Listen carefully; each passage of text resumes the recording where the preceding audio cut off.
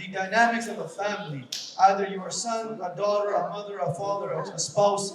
How do we go about traveling? How do we go about being and living with a family in every aspect? If you guys can share some insights on this, inshallah, it would be great. Bismillahirrahmanirrahim. Implementing the sunnah of Rasulullah sallallahu alaihi wasallam and bringing it into your life while keeping your family dynamics with you. Family is interesting and complicated. It's probably the last piece of the puzzle that most of us figure out in our lives, if we ever end up figuring it out. Because you have people who understand what you're doing, and then there are other people who don't understand what you're doing. And it's so hard to preach to them, it's so hard to teach anything to them. For students of knowledge and people who are trying to make that transition in their faith, that's actually the hardest part. You have an uncle who just doesn't get what you're doing. Like, whatever this is going on over here, you're crazy. You know what I'm talking about? You have like a brother or a sister or an aunt who doesn't get it. We all have those family members, by the way. If you're wondering, maybe the shuyukh here don't have that challenge. It's just a part of it. There are people who get it and there are people who don't get it. And the people who don't get it, in the best case scenario, they allow you to move along and make transition and go in a path that's appropriate for you. And then there are those who are not cool with that and they make it their life mission to almost sabotage you at every step. It's complicated, it's not easy. I think as you get older in life, one of the conversations that needs to occur is teaching the people around you to respect boundaries. It's part of like one of those, it's a rough conversation. If you don't have it when it's time to get married, you're gonna have it then. Or there are boundaries. That there are areas where you have to allow me to take the lead because I am an adult at this point. This isn't to call towards rebellion against family structure or to disrespect that. That's not what I'm saying, so please don't hear that. What I am saying though is that as you attend these halaqas and these gatherings, there will be a desire in your heart to do something. Like Mufti Abdul Rahman, when he was speaking right now, Sheikh Mikhail, today earlier when we got in the car to leave San Antonio, he mentioned this exact thing. He was talking about how it would be so awesome if Muslims focused on prophetic affirmations every morning to set their moral and spiritual compass straight every day. Is that right? That's what we're talking about, right? And as and as Sheikh Abdul Rahman was reading those du'as in the first one, أحق من ذكر أحق من عبد, right? That you are the one that is most deserving to be worshipped, the most deserving to be remembered. You are the one who's most deserving to be obeyed. These are prophetic affirmations, and after you go through that thought, if you go through those affirmations and those thoughts, naturally you will desire some form of change. So then those conversations happen with those who are around you. And I think this is an important one. Maybe if any of them shaykh want to jump in here, but I'll kind of like volley it to you. That when you're engaging in change and when you're trying to bring some improvement in your life, be aware and careful of doing it in isolation without including those around you that are going to be impacted by it. You want to take it? Bismillah, walhamdulillah, wassalatu wassalamu ala rasulillah. Subhanallah, literally as you were saying it, it was on my mind. A lot of times we come from these conferences, we read a book, we listen to... Mikhail, one second. That camera angle is bothering me, man. That barrier, look at it. It's like a barrier and Mufti Kamali's like you're not even in the picture. What can we do, yo? You gotta figure something out. It's for the people that are here. Bismillah, let's just keep going. We're good, yo. Good. Who said we don't do part? We want people to know that that's there, yo. Yeah, you already know how it goes, Habibi, right? Come on.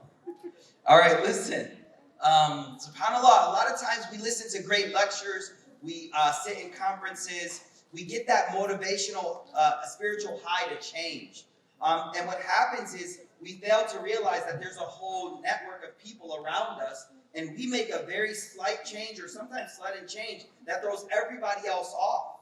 And so it's critical, it's very critical that we include our family. I was thinking about Dawood alayhi salatu wasalam. "I'malu ala Dawood shukra." Like Dawood alayhi salatu wasalam was known in the Quran for the family engaging in gratitude and ibadah, not just isolated. One person sees it as their job to worship God. And I'm going to hit a chord here. A lot of men think it's their job to worship and not a woman's job to worship. You're here to just support my worship. That's ghalat, man. That's incorrect. No, straight up. I'm not just saying it for the clap from this side of the room. I'm saying it because it's important. They're not clapping because of your statement. They're clapping because of your Urdu word. They said, earlier today Arabic word. It's an Arabic word. Ghalat, man. Ghalat. No, you said ghalat. Like, you said ghalat. I never fit in. See why I gave the talk I gave? Ain't never enough. Learned your language, still don't love me. It's all good. Can I finish my train of thought? Listen, this is clutch. It's so important that we make change together.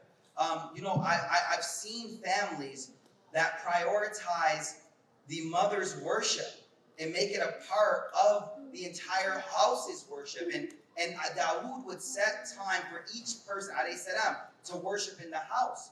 And so my point, and I'll be brief, my point is that as we want to make change, we need to discuss it together.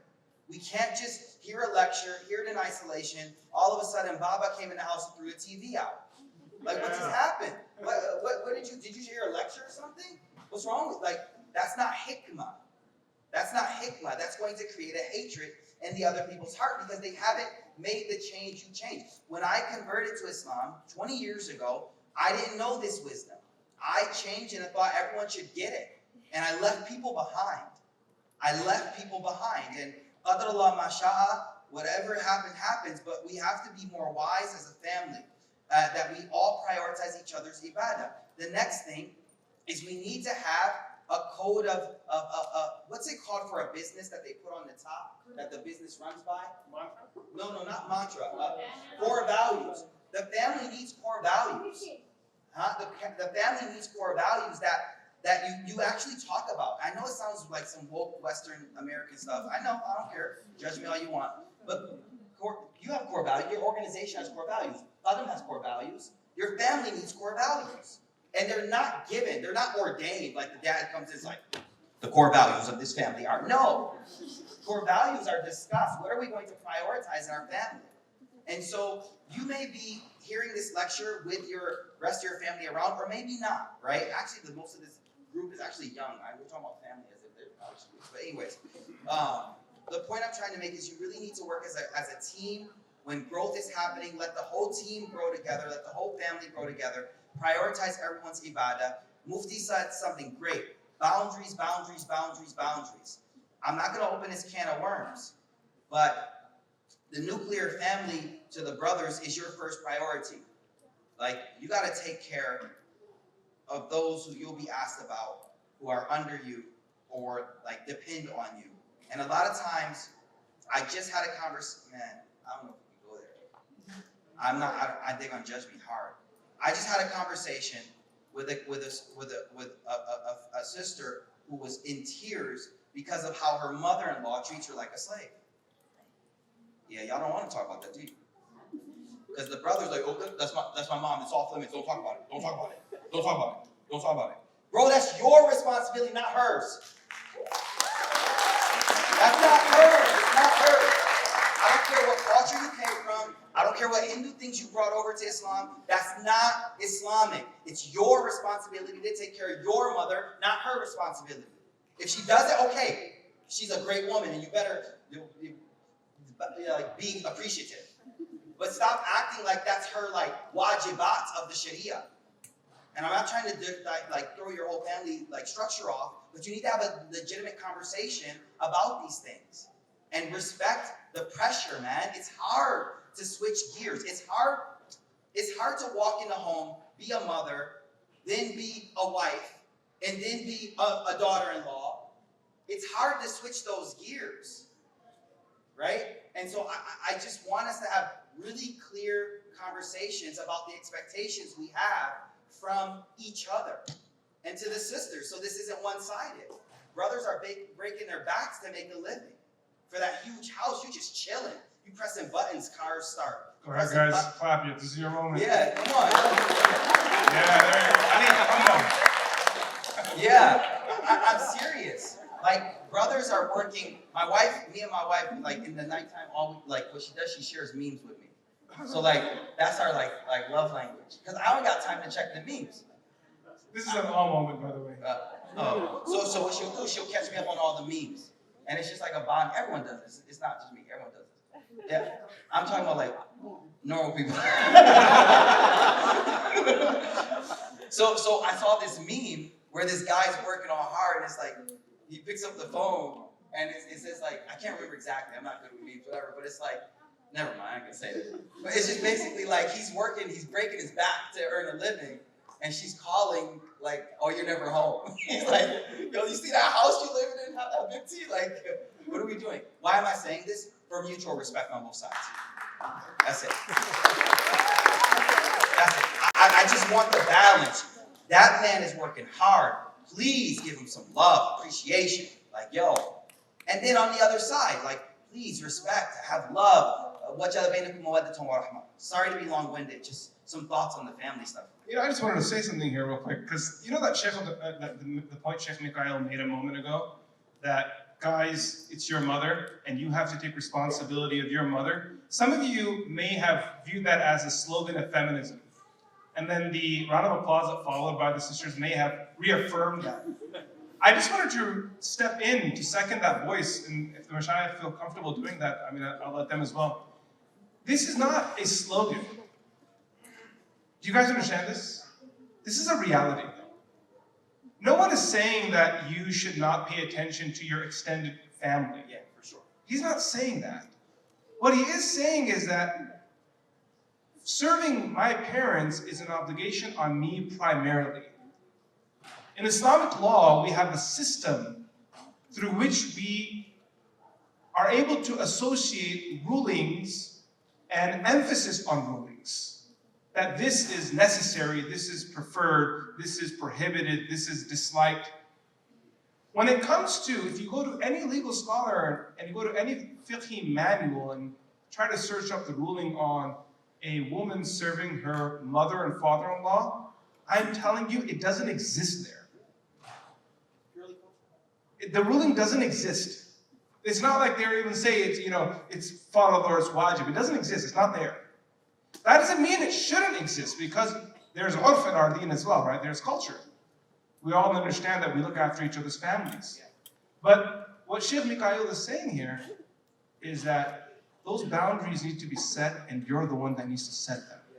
Because you're the closest person that can set it. Like, for example, if a couple are having dinner together, and the mother-in-law was there and she prepared this meal together and she forgot to put salt in the dal. Now, there are two scenarios. Scenario one is that this new daughter-in-law says, "Namak nahi hai." There's no salt. The mother-in-law flipped the table and you said, "What? There's no salt in there. Get out of my house." Second scenario, she texts her husband that, there's no salt. He says, "Mama, there's no salt." She grabs the salt and gives it to him. Here you go. It's a communication. Yeah. Am I right? Yeah. Again, I don't want to sound. I just think there's Islamic rights that a husband has on his wife. The Prophet spoke specifically about obedience, listening to him, and respect. But here's the thing: how's she gonna respect you when you're letting your mother run all over her? You're not standing up. No. But did you hear how I prefaced it? The right of the husband has on the wife is obedience, right? So I'm gonna say the other side: obedience. Literally, the Prophet said, "Listen to him." Literally, he said, "Listen." So I'm speaking up for the brothers, but at the same time, sisters, your husband does have a right of obedience, right? And respect and honor, veneration, and asking.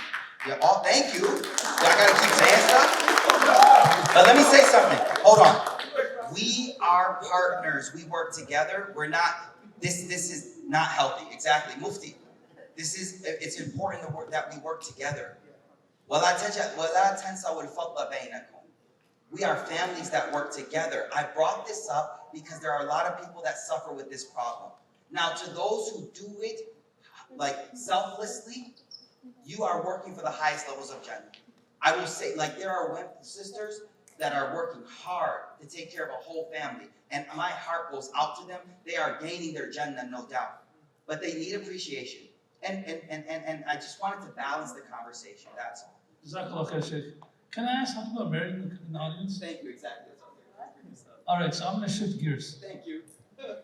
I'm going to shift gears. You know what the gears, because it's about family. How many people have brothers and sisters, siblings? Raise your hands. Okay, how many people's siblings are sitting next to you or here? You guys stand up. Stand up. Go ahead. All right. Give your sister or brother next to you, give them a hug. No, give them a hug. All right, I didn't say talk, I said give them a hug. All right, you know why I'm saying that? Because, all right. Bismillah, guys. MashaAllah, they never got a hug in a long time. They're excited. That's what happened.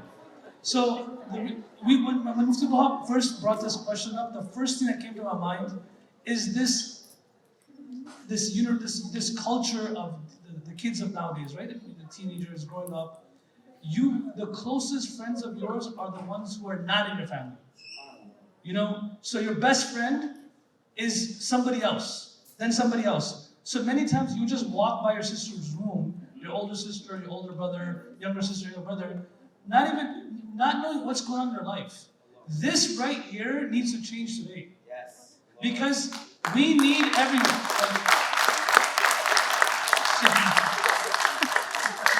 Listen, I'll be honest. I'm going to be very straight. Look, growing up, we grew up and raised in this country. My best friend was my older brother, Sheikh Abdullah. He was my best friend. He's not here. And he was also very tough on me. He was extremely tough, right? And if it wasn't for his toughness, his love, his compassion, and he's still tough. He'll come into our madrasa or Miftaah once in a while. He says, "I'm firing you." I said, "I'm fired. Go ahead." What's gonna happen now? You know. So this love between brothers. Like I remember when my brother passed away, we were 5 brothers. Wallahi, most of the emails and text messages I got were, you know, this janaza taught me to not reach out to my brother again, to my sister again. Your best friend has to be your blood sibling, brother and sister. Mufti Hussain has a brother, Mubin. You know, he's so close. And you know what? They're not going to be perfect. But it's your responsibility. Umar ibn Khattab had a brother. You know what his name was? Zayd. He only has 2 things written about him in the entire books of history. 2 things. Umar ibn Khattab, every other story among the Sahaba is about him. So there's one brother who's like this, and the other brother nobody even knows about. That does not change how he looks at his older brother. Does that make sense? Yes. That doesn't change anything. You could become like my brother is becoming an orthopedic surgeon. I'm older than him. If he tomorrow graduates and he looks at me as lower than him, I'll show him where he belongs. I'll send him right back where he came from. Right? So this is Umar ibn Khattab and Zayd. And check this out, you know. In the Battle of Yamama, Umar ibn Khattab was, of course, they're too busy. And this is, okay, I'll say one more thing, I'll go back. Khalid bin Walid said the only strategic military mistake he ever made in his life was in the Battle of Yamama. You understand what he said? You know what his mistake was? His mistake that he said was that I started lining people up in the different rows, not considering blood. Brothers, family, because of course now we're all Sahaba. Habibi, if I'm standing here in the battlefield and my brother is right next to me, there's a different level. There's a different level. If I'm playing ball, and I'm playing with my homies, if one of my homies gets fouled hard, it's going down. If some guy I don't like gets fouled hard, I'm like, well, I'll tell the other guys, oh, it's all right, man, it's cool. Foul him harder. You understand what I'm saying? It changes the entire competition. It changes everything. So Khalid bin Walid said that this was his strategic mistake, and he changed it 2 days later. Okay, so now that he changed it, he put everyone back in relatives, families, tribes, like that. They won. Umar ibn Khattab now is searching for his brother. Okay, his own brother. First is your brother. Of course, we're talking about the entire community is our brother. We know that for sure. But we undermine siblings a lot in our community.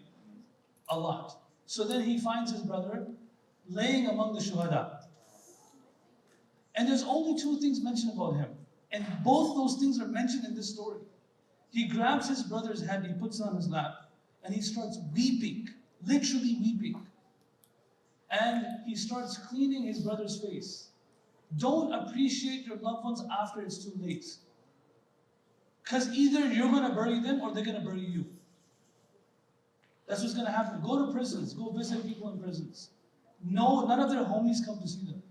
It's usually that old lady, the old man, the brother. All their friends are flakers. They fall apart. It's people who are blood that finally come to see you. Go to graveyards, cemeteries. We go to my brother's grave all the time. It's only people who are from your family, your loved ones. Those are the ones who are going to come see you. So why are you going to appreciate them why are you going to miss them like that afterwards? You got to invest in that relationship. And then it has nothing to do with deen, like, oh, I'm going to make him a Muslim, make him better. No, there's a different level here. So Umar al-Khattab then puts his brother's hand in his lap, cleans his face from the dirt, from the dust, from the blood, and he starts weeping. And he says, Ya akhi, laqad sabaqtani marratain. You beat me twice. Sabaqtani ila al-Islam, wa sabaqtani ila shahada. He said, you beat me to Islam, and you beat me to martyrdom. Right? This is what he said about his brother. So I tell all of you sitting here right now, don't beat, if your older sister, I don't care how annoying she is, she's still your older sister. Doesn't matter how annoying she is, she's still your older sister. And I don't care how annoying your older brother is, they're still your older brother. There's a level of respect here. Hassan and Hussein, radiallahu anhuma. There's a level of respect. Abdullah, all the brothers, there's among the Sahaba, the group of Sahaba were not just people, abstract people. They were people who were living together, blood, and they respected and appreciated each other. So have this among you in your community right now, all young people. Don't make sure your best friend is that. Mufti Kamani, his brother, I'm sure they're very close. I know that. People see us Wahid brothers, say mashallah. Because they see us and we're very close. And I look at brothers, I say, you guys are missing out. Seriously. You're missing out on what real love is. You know, of course we have friends, we're not loners. You know, we have friends, right? Right? Maybe, inshallah. So, Hey guys, my brother ever forgets about me, remind him about this day right here. He ever gives me a hard time, this is it. So that's all. Since we talked about marriage for so long, I wanted to shift the focus towards, if your brother or sister don't live with you, you know, don't just look at the pictures of when you were children, you know? Oh my, we're so cute. No, don't do that. Call him. Call her. Make it a point. Make it a point to call each other. Say, how you doing? I love you. I remember I'm missing you. Like this, the family, because the family structure in this country is dying completely. Okay? You cannot, honestly, it doesn't matter how much resources, Miftaah, Qalam, all these organizations pour out there, but if the family structure is gone, then you're working on shelves. And we need like pearls and oysters to work on. And that pearl is formulated in the oyster of a family. Allahu Akbar. Allahu Akbar.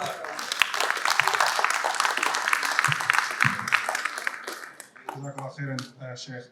So beautiful. You know, like he said right now that the structure of family is deteriorating in the Western world. I couldn't agree any more with that. Yesterday we talked about this in San Antonio, that the reality is that Muslims might be the last frontier for the system of family in the West. We might find ourselves there one day. That we are the last people of religion, Christians and Muslims, and Allah give hidayah to the Christians and the Jews and other faiths, but I think Muslims, we might be the last frontier there. And there's a whole lecture, there's a whole thought process behind this.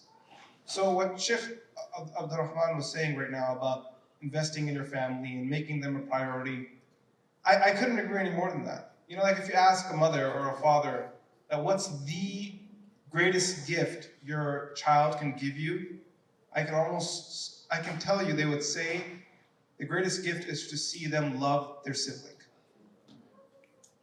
You know, when a mom sees her daughter buy her sister a gift, she smiles. Kuch to samajh aayi. At least this person understood something. When Ali and Imad are walking together, like, their mom's behind, like, those are my two lions over there. Look at that. These guys, like, they're holding the fort down together. It makes moms happy. It makes dads happy. It's the best gift you can give them. I'm telling you, I got kids at home. When I walk past a room and I see two of them playing together, it makes me happy. But when I see the third is alone, it breaks my heart. And the first thing I say is, "Isko bhi shamil karo." Include him as well in some capacity. Okay, you can be the banker. Monopoly. But, I have to say the but here.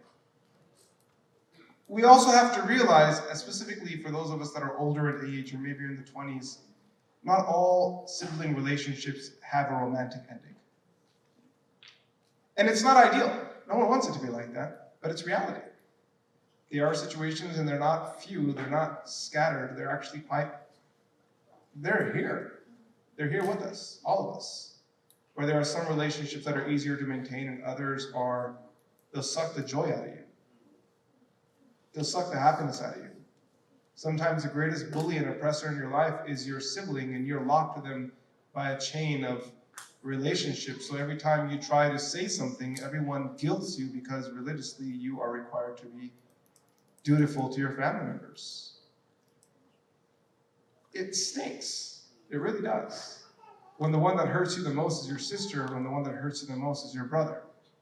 When they're the ones that don't understand you, when they're the ones that turn against you. When a person goes through a divorce, and I know we're not married here, that's clear, right? There are a lot of young single people here.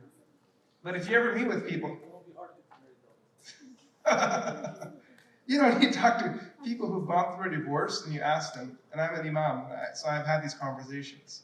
What was the hardest part of it? They say the hardest part was, even for a single moment, if it was true and my sibling took the other person's side. That hurt me the most. And I'm not sure if I can forgive them. I'm not sure if I can overlook it. And I know there's a lot of bias built into this and a lot of emotion built into it. Some of us have phenomenal relationships with our siblings and others don't. So for those of you that struggle with this, when it comes to any aspect of family, what I want to tell you is try your best. Your best doesn't mean that you need to be vulnerable, that you need to allow yourself to be abused. Your best means that you set boundaries. Your best means that you allow people to know that there are things they can do, there are things they can't do. Unsur akhaka zaliman aw mazluman.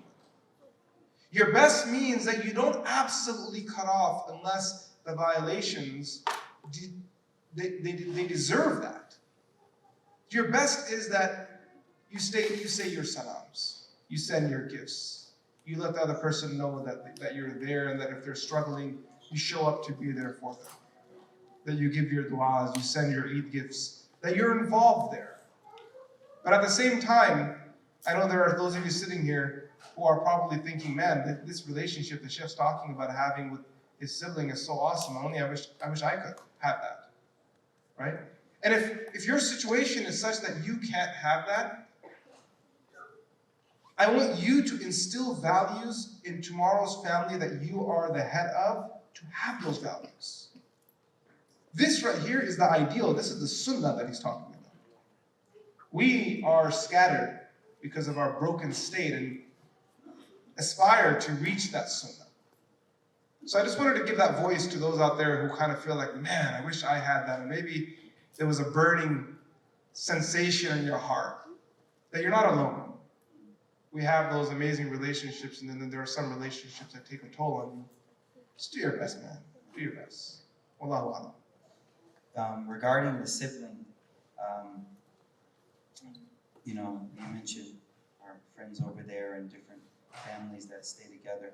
When I converted, one of the things that was most powerful that I fell in love with was Muslim families. And maybe I romanticized it because I was converting and made it better than it actually was. But it was just so beautiful. It was so beautiful to see the love, see families living together. Before convert, I was 18 when I converted.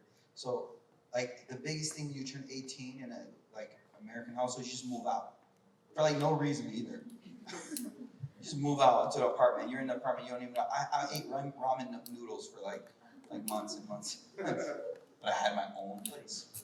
right? It's foolish, right? Even, and I know now because of the economy, that's kind of even changing. But my point is, it was so beautiful. And then as I learned more about Islamic culture, the concept of Baji, the oldest sister, the respect she has, or what is it, Baijan, right? The respect that Baijan has, it's so beautiful. No, seriously, right? That connection, that relationship, I just always felt it was such a beautiful institution. And I cannot lie, it was one of the things that just showed me the beauty of our deen, that the family was so sacred, right? And so when you spoke about siblings, I have 3 little ones, right? And so when you see them fight, I'm like, man, like, you guys are like each other's back. Like, you guys gotta take care of each other. You can't, and of course they're small, so it's normal. But I just wanted to second that. It's one of the most beautiful things of our deen is that family sibling relationship.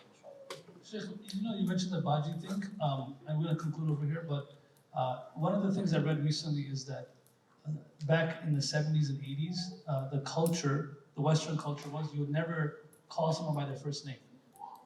It was a respect factor. It was like Mr. Smith. Yeah. Sheikh Mikael and me, we were crossing the border from Canada to America. And it was me, him, and 2 other people. And Sheikh Mikael, 1 hour away from the border, he's like, yo, Mufti. You don't wear that turban when you cross the border? Well, why I didn't say that. Okay, you said something like that. And I was like, you said something about my turban. I'm like, yeah. He's like, yeah, I wear this all the time and stuff like that. So he's like, oh man, he has a flight to catch and he has a burger to eat. Remember that burger? And we never I never get pulled in ever. Right? It's been years. So I'm telling him like, oh, it's been years. I've never got in this, that. Then we get pulled in and say, oh, you guys gotta go inside. And we were hungry. And so I told Sheikh, when we were coming inside, I said, Sheikh, those burgers, they don't let you cross the border with the burgers. That's all he was thinking about. I was like, damn, my burgers, man. They're gone. They're gone. They're good burgers. And so when we get inside, Sheikh, like, I can't see what was in his heart. But the way he was looking at me was like, I was the reason why he's there. Okay? Because apparently I was the only one dressed like this. So he's looking at me.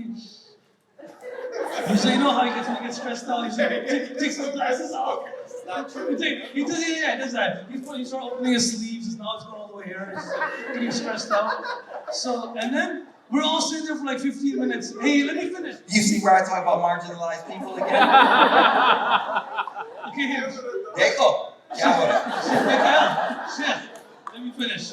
Wallah, I wasn't thinking about this, but what happened was, we're sitting down, and the guy for 15 minutes, and I can tell by the way he's looking at me, he's blaming me. The guy comes to the counter, he's like, Mr. Smith. And we all look at Sheikh Rick, I'm like, what the heck? It was the only we were all bases. It was the only American. I was the only one. I was the reason we were pulled into custody. It was the only marginalized person. That's the only part of that story that I remember the way he said it. But I'm happy I heard it because now I appreciate the perspective and how you felt. Yeah. When listening becomes hearing. This is good.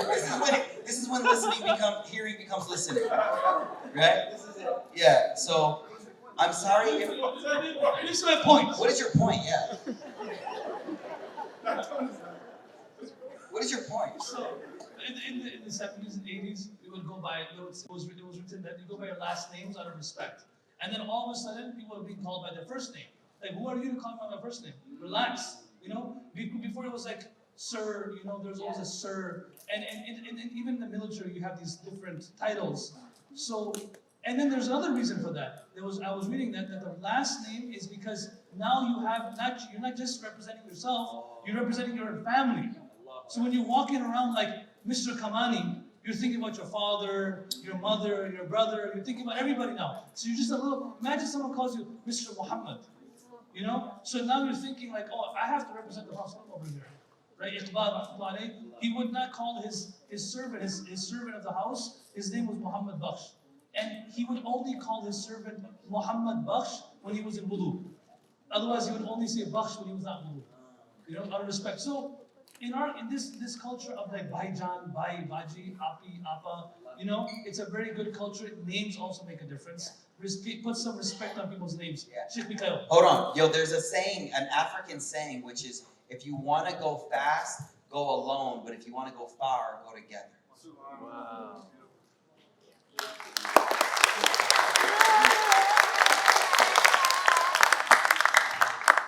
As we wrap it up, inshallah, I want to mention one thing. As I was listening to all the mashayikh and just watching them, mashallah, this is enjoyable. Every sad story in the Quran is a story of a family member losing a family member. Nothing else.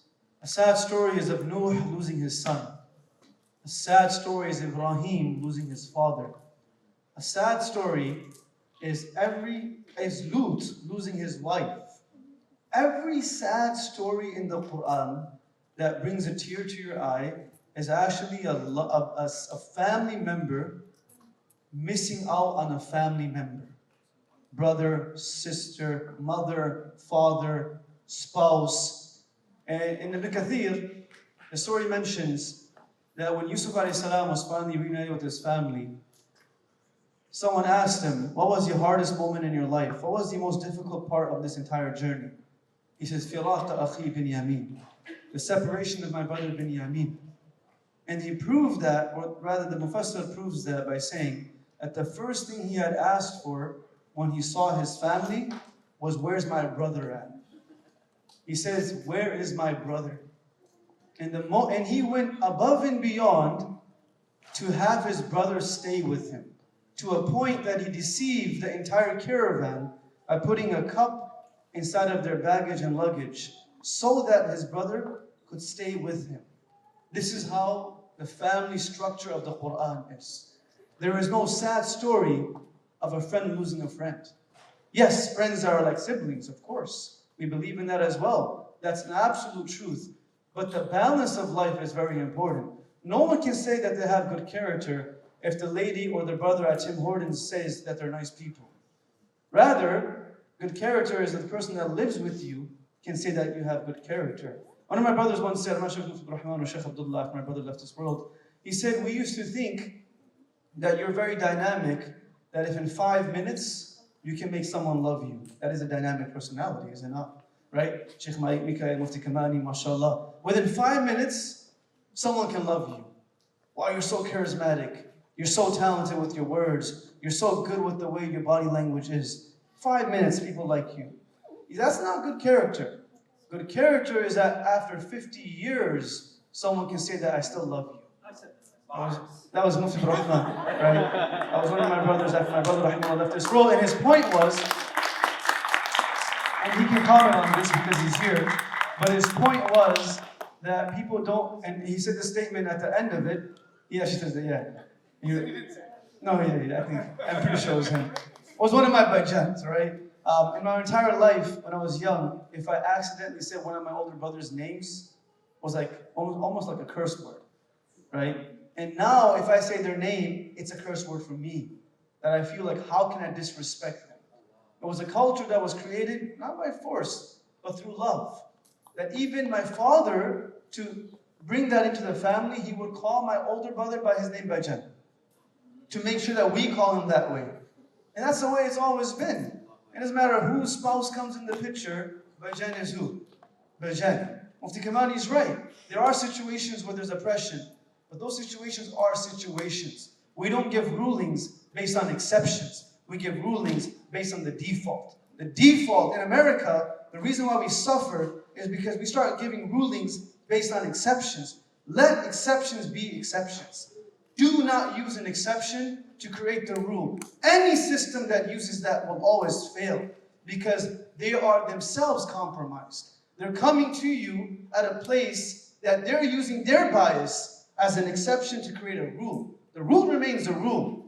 That a mother is a mother, a father is a father. وَلَا تُطِعْهُمَا وَصَاحِبُهُمَا فِي الدُّنْيَا مَعْرُوفًا. Which means that even if they tell you to become a mushrik, you stay quiet and you respect them. The simple logic of analogical reasoning from that is even if your older sibling or an elder in your family says something to you, you don't have to follow them, you don't have to obey them, but the level of respect should not decay in front of them.